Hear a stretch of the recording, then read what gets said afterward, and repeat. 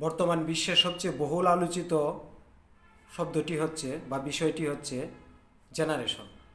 আমরা রেগুলার এখন শুনছি জেনারেশন জেড বা জেনজি। আসলে এই জেনারেশন বিষয়টি কিভাবে নির্ধারিত হয়ে আসছে চলুন একটু জেনে নেওয়া যাক।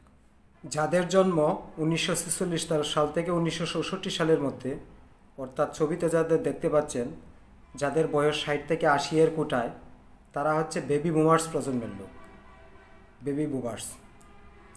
যাদের জন্ম 1965 থেকে 1980 সালের মধ্যে, অর্থাৎ যাদের বর্তমান বয়স 45 থেকে 60 কোটায়, তারা হচ্ছে জেনারেশন এক্স।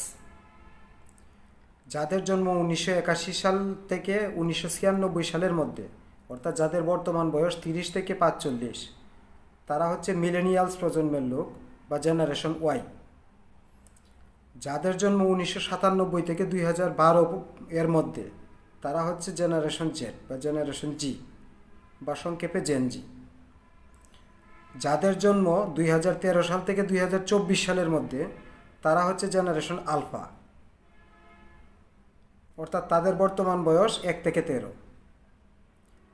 যাদের জন্ম 2025 সালে, অর্থাৎ 2025 সাল থেকে 2039 সাল পর্যন্ত যারা জন্মগ্রহণ করবে, তারা হচ্ছে জেনারেশন বিটা।